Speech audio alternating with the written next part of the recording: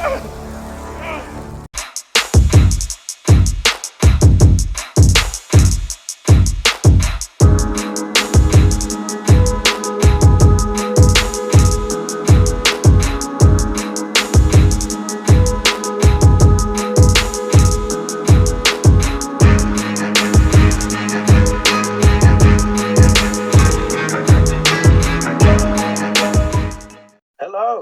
everyone. Good afternoon, good evening, good morning. Hope you're doing well, swell and dandy. It is the Media Man. This is the YouTube channel, but guess what? We're actually going to do a bit that's like a podcast. Yes, we are actually friends. Some people, for some reason, have thought that we're the same people. But Junior, can you confirm that we are not the same person? No, we are not the same person. We're two different people. He's Tim, I'm Junior. Hello, everybody. Yeah. So people are probably just thinking that whoever one of us has basically just done an audio thing and we're just doing a different voice. But anyways, how are you doing? Yeah, not too bad. I'm alright. How are you? You're doing alright. For people who don't know the law, me and Junior have known each other for a long time and we've had many long discussions about this. Well, not just about this, but DC in general. And yeah, I'm giving a bit of a spoiler. Today we're going to be discussing what to do with the DCU. So we're going to dive straight into it. We're going to two-foot the tackle straight into it. Thoughts on the current state of the DCU. So DCU is the DC Cinematic Universe. So James Gunn is the head of it, and Peter Safran, I believe it is. Yeah, DC and WB actually. Recently, there's been some information that WB is for sale. So that is yet to be seen how things are going. Apparently, Netflix are interested in buying them. Paramount want to buy them as well. So however that goes will be interesting, whether they keep James Gunn and the other people as well. But we're just going to go off our thoughts and feelings of how it is at the moment as the point of this recording, which is the 31st of October. So, Junior, what do you like about the current DCU? We'll start off positive. We'll have a mixture. We'll be fair. So, what are your thoughts on the current DCU? I mean, this DCU stuff. It started with this Superman film, right? Well, apparently it's a bit messy. So it's got like the Peacemaker. What's it? The other creature commandos and stuff like that. It's got Superman. Technically, it sort of started with the Suicide Squad before because he did that. James Gunn's a bit messy in terms of how he has some things are part of it and then some aren't, even in the same film. So officially, the first live-action film is the Superman film. So that's the start of the live-action films. Okay, I'm gonna start with that. What? So I'm supposed to say what I like? Yeah. What do you like? From what you've seen, it doesn't have to be like, sat down for hours studying it. But what's your thoughts? Is there anything that you like? Like how the red looked on his cape or something? What do you like? Bit of a sticking or a stilt, because I haven't really I haven't actually watched it. I haven't actually watched the Superman film. So it's a bit difficult to now start giving it any kind of critique. What I did like, from what I've seen, so the few clips I saw on YouTube and the few trailers and stuff, the use of colour was quite nice. Very colourful, but not in an overly painful way to look at, or sickly manner. It's quite nice, very reminiscent of old Superman comics. Bright blue, bright red, sunlight and sunshine and all that kind of stuff. I think is quite nice visually. It's a very attractive looking film. I liked the casting. I thought Cornsweat's fine. I still prefer Henry Cavill, but I think concept for the type of Superman that they are trying to portray him as. I think it works well. He's not supposed to be Henry Cavill. He's not supposed to be that kind of Superman, and he isn't. But I think that that's a nice departure. You don't always want everyone to be exactly the same when you're trying to, do a different version of a character each time. So yeah, I think that so far is quite nice. They're trying something different, which I think is good about this DCU. Sorry, I just hit my hand on the table. This is serious podcasting, serious stuff, serious recording. We literally sacrifice our bodies for this stuff. Anyway, I like that they're trying to have a departure from the DCEU in that tone-wise and character-wise. It feels quite different, but I'm still... Actually, no, we're supposed to be positive, so yeah, I'll just leave it at that. Yeah, we can come to what you don't like later. That's going to be a 60-minute episode in itself. Oh dear. I think some of the cinematography, like how it looks quite sharp, which is quite nice. Colours so I'm watching a clip at the moment of, if anyone's seen the Superman thing. Oh, by the way, this is going to have spoilers in it, so it's a bit strange. It'd be like, oh, what are they going to do with this? I'm not expecting any spoilers. But anywho, the colours of how Superman and his costume look when he's in his fortress, I think, look quite good. And I do think the people they've casted, I've not thought, oh, that's like awful casting. So the people who are playing different characters and roles, I don't think they're awful. In case you don't know what casting means, I'm not talking about casting them in Iron. That's a completely different film, The Man in the Iron Mask, which is, you should watch that. It's a good film. I think there's a few versions of that. But yeah, I think the colours are quite sharp. You can tell the technology they use to make these films is quite good. And what else do I like? I do like that it seems the TV shows and movies are actually connected.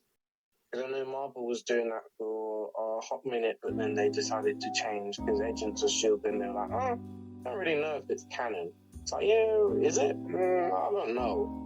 We're not saying it's not, but we're not saying it is anymore. And then also with things like Daredevil and the Netflix shows, they were saying for a while it's not really Marvel, not really like connected, and then now they're reconnecting it. So I like how everything is connected. That's what I sound like. So now, Junior, what don't you like?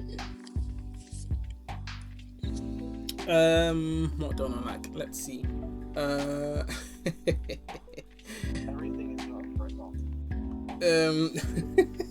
Oh, and before, if people are listening to this and it just sounds like we're ultimate haters, tell quickly in a brief summary, do you like DC as a whole? Oh, absolutely. I love DC Comics.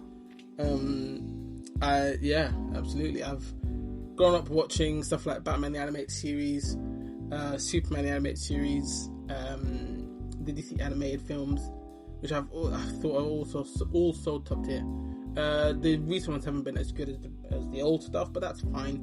Still very good. And Justice League Unlimited is one of my favourite cartoons ever. Love that show, not just because all the female superheroes were top spies, but that definitely adds into it. But but also it was just really, really well written, really fun, and I was like, this is what DC films should be like. I still think that now. And in terms of their contribution to fiction, not comic books but fiction, DC Comics is a massive influence. There would be so many superheroes that wouldn't exist unless unless Batman did, unless those two really were successful. Wonder Woman's kind of like an archetype for a lot of strong female characters in fiction. So yeah, massive influence, and some of their stories are some of my absolute favorites. Like Dark Knight Strikes Again. No, Returns. Sorry, Strikes Again is good, but Returns is better.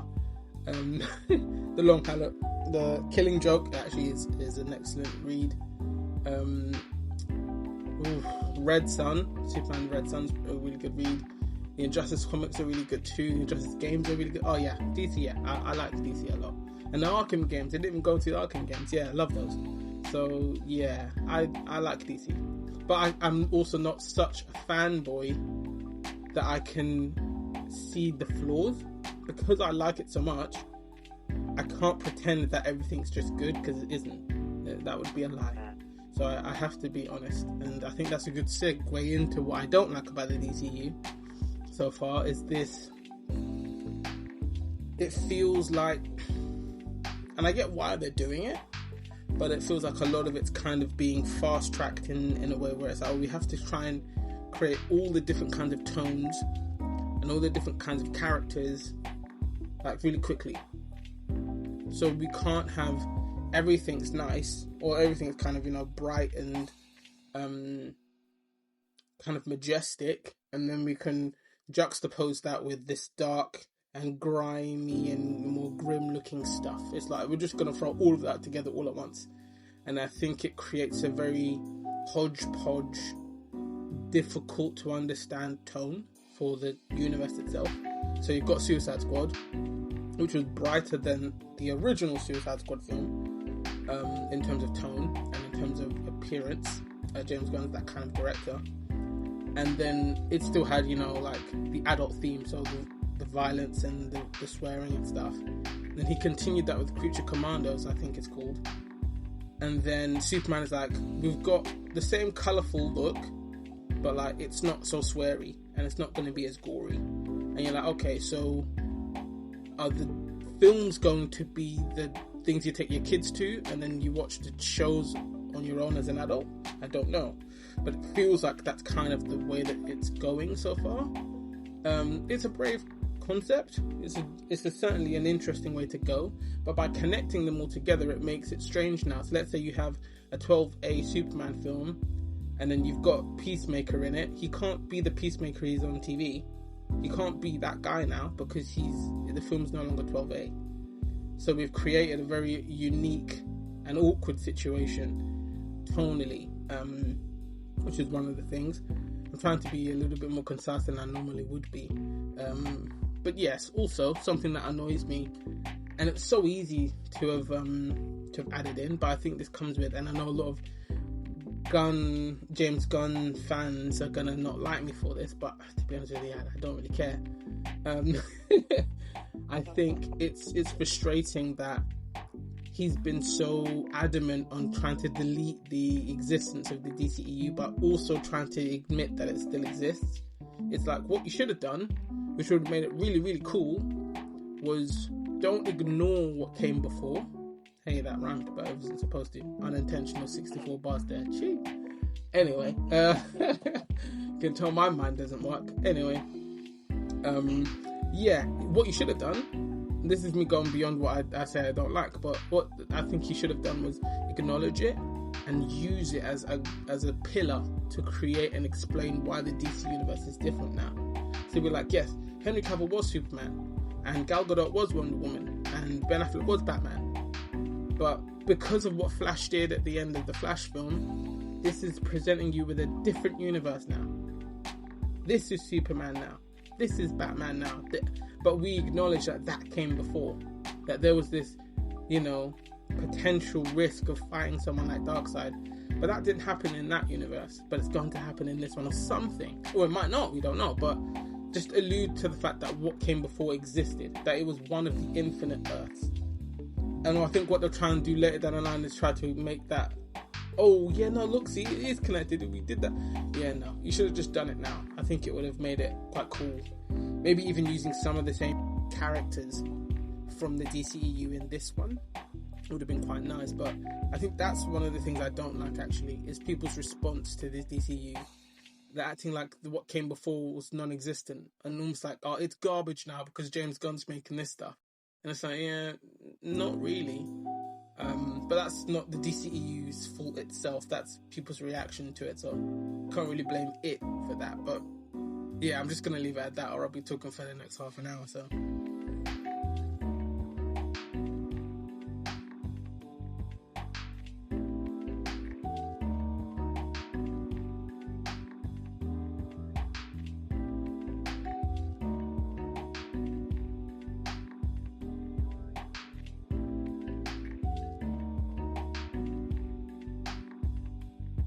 Now, if James Gunn does do it, then I'll be like, oh, hats off to you. But I don't know. Because then that's just one tone, and then Wonder Woman has a completely different tone to the rest of them. And then, for example, I hear that they're going to have the Lanterns thing. So Guy Gardner, who was in Superman, is going to be in that. But apparently he's going to be doing F-bombs as well. And to be honest, I don't think you need all of that. Or obviously, you know, if you know me personally, you know my beliefs and all of that anyways. But you don't need a universe. Oh, look, we can swear, we can be edgy. Look, guys, we can do that. You don't need any of that. And it complicates things because now when Superman's in this, if he crosses over into the Lanterns film, is he now going to swear? Is he now not going to swear? And then like what you said, Marvel, the only pickle Marvel have is when they have Deadpool and other things. But Deadpool can get away with it to a degree because he can break the fourth wall. Whereas certain DC characters, it's going to be like, oh, why is it this guy's always doing edgy jokes and really violent and there's always swearing? Oh, he's in this franchise, so he's not doing any of that anymore. Just because. And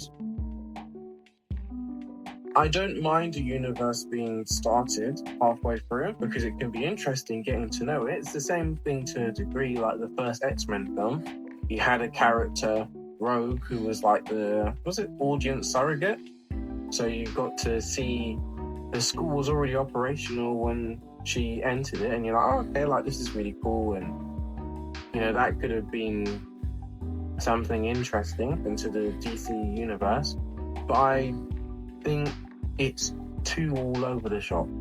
So what really should have happened, I think, is after the Flash film, Flash should have been recasted. They should have recasted him, especially if they could do that. I don't know, well, it depends with the contract. I don't know if they were allowed to with Ezra Miller. But they should have recasted the Flash, and it should have been a new DC universe. And to be honest,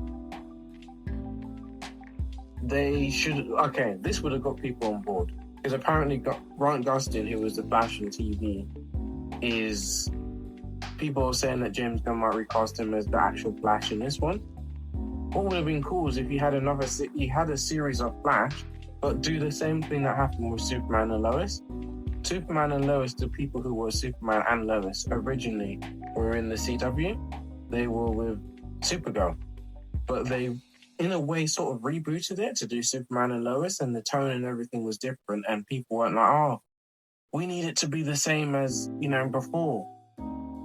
Long story short, anyway, I'm getting on to what I would do. But yeah, what I don't like about it is the tone. I don't like how, so far, it is too gun-centric.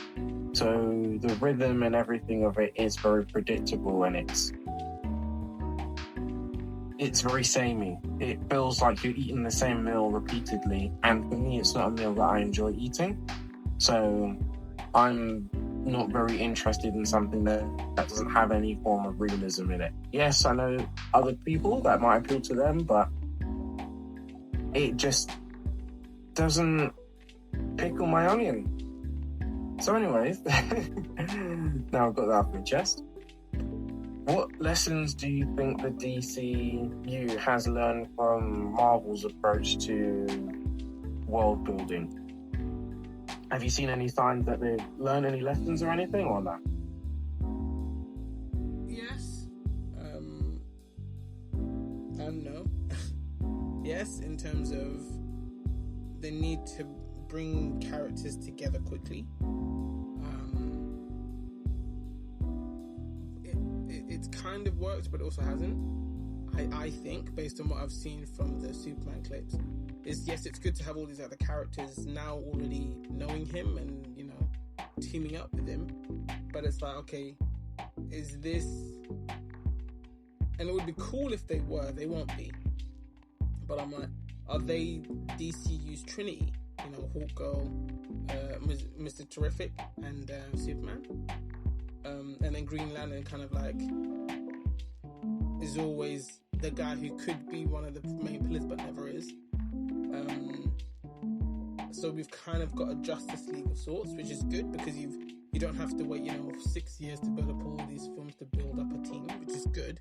So they've learned that, yes, we don't have to do what Marvel did in terms of taking, so long to build up a roster of people so that we can then create a team. The downside to that, though, is I don't think they've learned the lesson of taking your time and letting it breathe. Not that I know that much about wine, but I've heard, when you've got, a good, I think it's red, you open it, you got to let it breathe for a second.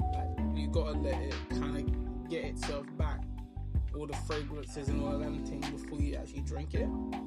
And I feel like that's something that's good about world building, universe building, because it's okay, Mr. Terrific's there, and then Hulk Girl's there, and then Green Lantern's there, and then Superman's there, and I'm like, where did any of you people come from? Then not to mention, Superman is that guy. From the clips I've seen in this film, he's not that guy. But canonically, in terms of DC mythos, Superman's the guy. So if he's turning up and he can't beat everyone up himself, we need Mr. Terrific, we need Hulk, we need Green Lantern. Who are they facing next that you need to get Batman and Wonder Woman involved? Because those two could slap up Terrific, Green Lantern, and Hulk Girl themselves. So who do we need to fight next? That you got to add those two into the mix, and Superman himself won't be enough to beat that one villain. I think that's something that's certainly going to need to be addressed. Pointing the universe in some sort of direction, in terms of, okay, you don't have to, a little bit like with Avengers 1 where Thanos was unveiled at the end. We knew that's where we were building to, and it took a decade to get there, but okay, it didn't. It was shorter than that, but it was a long time.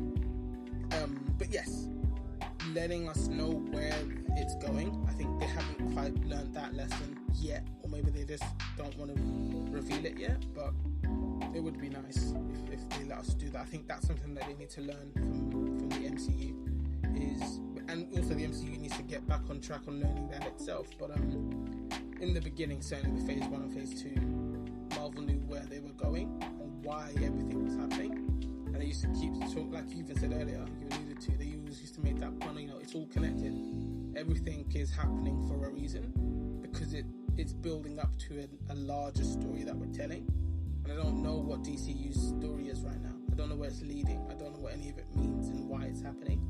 And it would be nice for them to kind of start doing that quite soon, because it's cool you have these DC films, well, one so far, but then you've got Supergirl, I think that's meant to be coming out next year. Sorry, hit the table again. See how serious I am about this podcasting.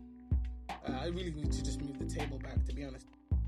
Got Supergirl coming out next year, and then you've got the TV shows and stuff. But what does any of that mean? What is it leading towards? So it would be nice if they learned that lesson, but we'll wait and see. I can't tell them that they failed already. They haven't taken the exam just yet, so yeah, we'll see. No, I think that's a good point. I think for me, I would say that they seemingly have learned from not being heavily reliant on, I think it's the marketing. They've changed how they do marketing compared to Marvel. Marvel used to be like, we got this slate will make you contemplate.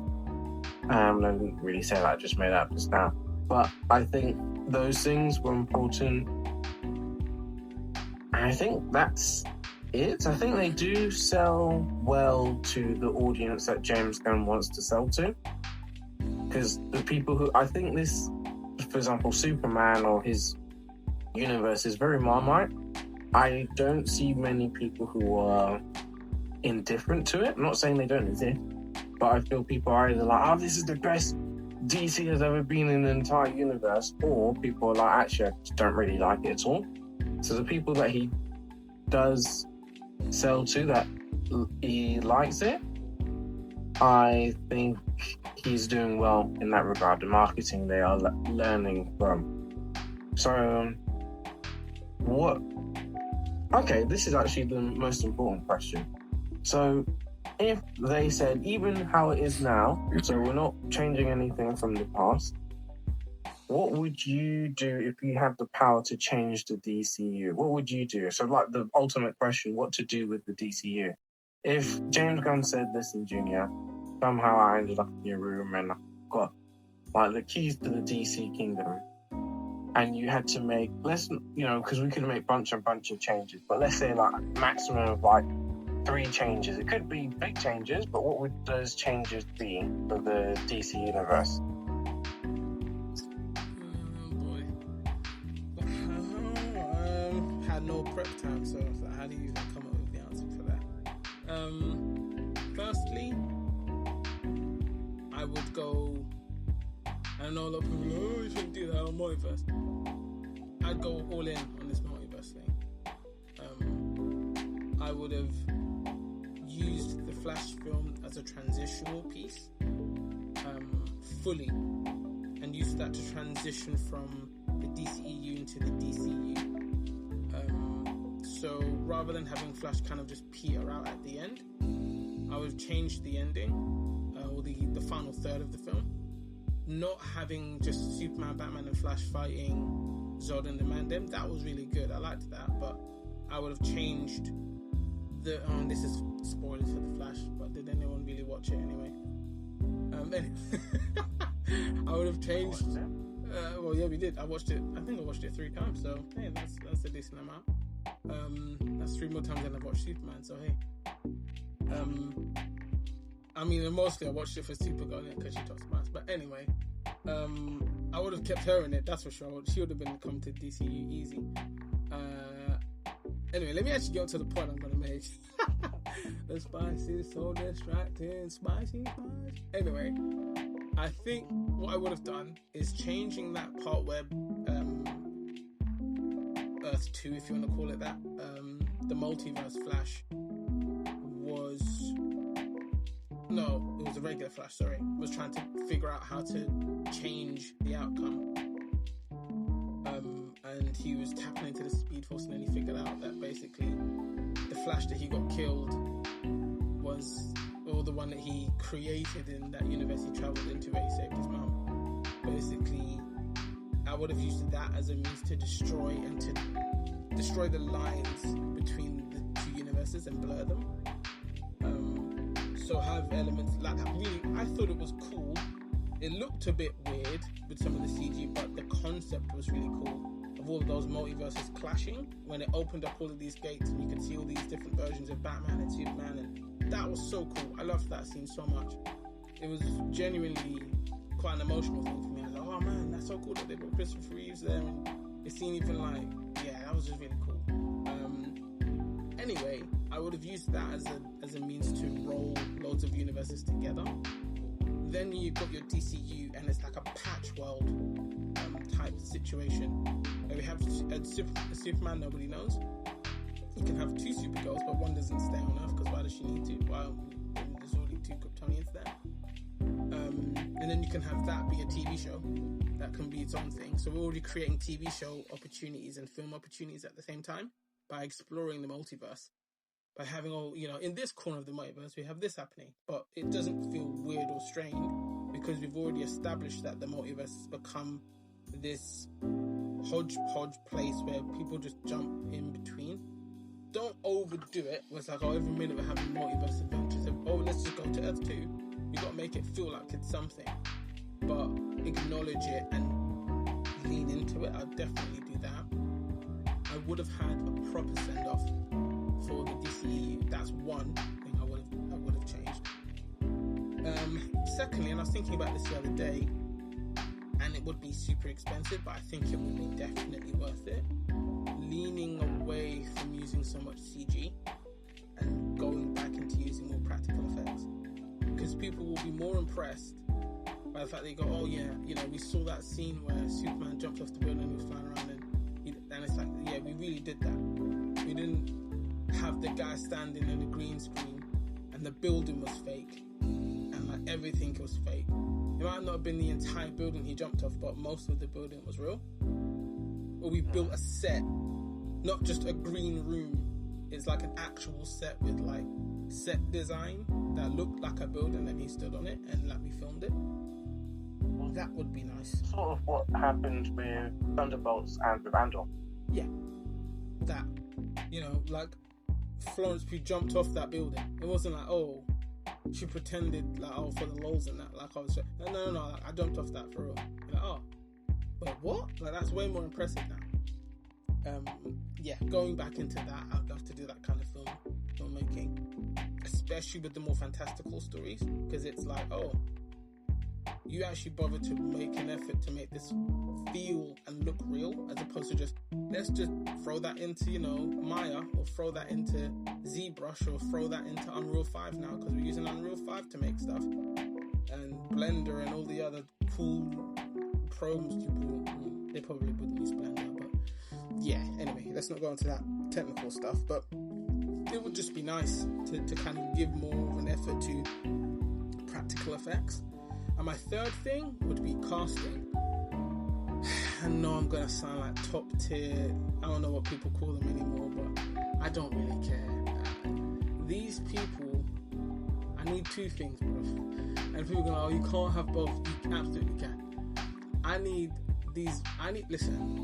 attractive people who can act, who look the part. I'm sorry, that is, I know that sounds like I'm asking for being really mean, and I'm being like, oh, you can't. No.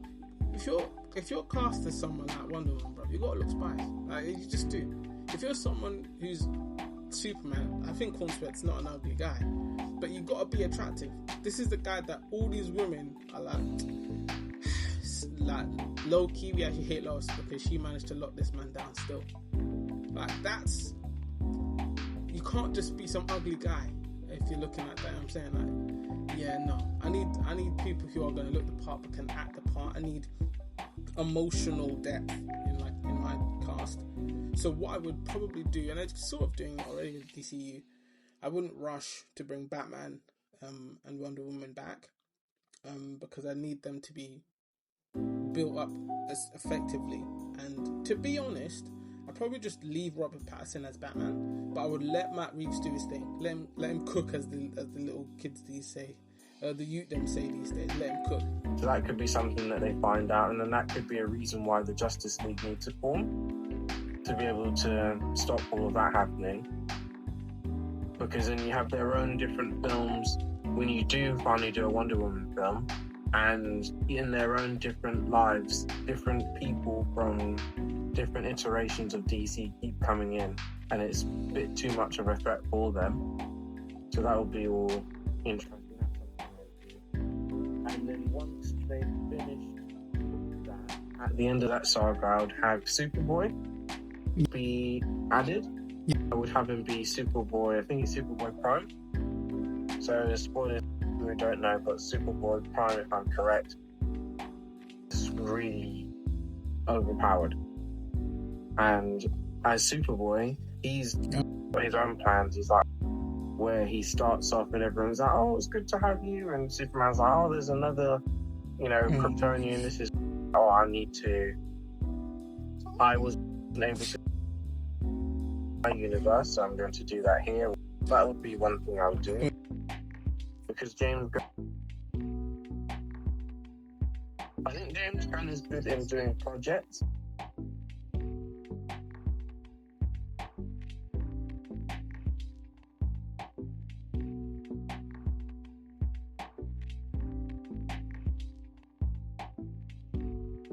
The universe at the moment just seems like we're just doing projects for the long. Peacemaker and Superman, Man of Tomorrow, random. Oh, we've got Peacemaker, we've got Superman, we've got another Superman, there's Supergirl. Oh, we've got Green Lanterns coming out.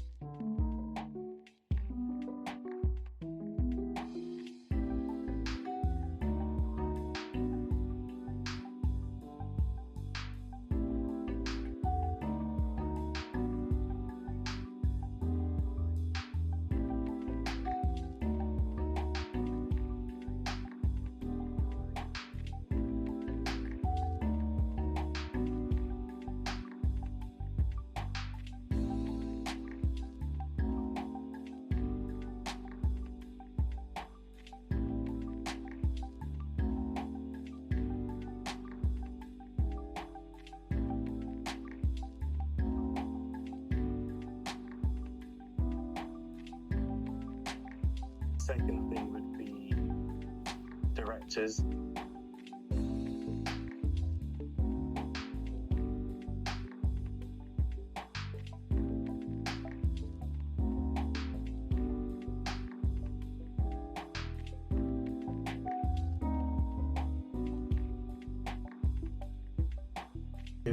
Green Lantern's film, actually. Focus on the Air Force, I would. I don't think this is what James Gunn wants, but this is what I would.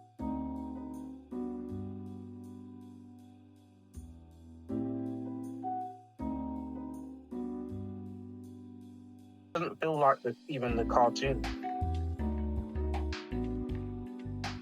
I've seen comics and cartoons where they're not like how Superman is. Out of 10, the DCU or Superman, sorry? The DCU. Oh, I can only give it like 3. Because I've not seen, I haven't bothered to actually watch any of it. Because I think that's quite telling in itself. None of it feels appealing to me. I don't care for Peacemaker. John Cena seems like he's doing well as an actor now. But I don't really care about that particularly. Creature Commander doesn't feel the same way. Superman, I watched the trailer and I was like, I don't need to watch the film. So if I'm honest, I'm not too optimistic, but as a DC fan, I feel optimistic because, you know, hope is an overflowing and ever-flowing fountain of optimism. So we'll see. Yeah, probably have to give it a 3 out of 10. I know people are going to be, oh, you must hate Gunn. I don't hate James Gunn. I just hate that he refuses to grow as a director and as a creator. It's like, oh, I'm just doing what I did with Guardians, but in DC now, and no one's going to notice. It's like, bro, we all noticed. But the people who love that, love it. It would just be nice if he tried to show some, I don't know, difference in what he does. But yeah, 3 out of 10. 4 if I'm feeling, you know, yeah, 4. I know. 4 out of 10. Yeah. Thank you so much, everybody, for listening to us talking for too long. But yes, hope you guys have a good day, good afternoon, good whatever it might be. Yeah, we'll catch you in the next one.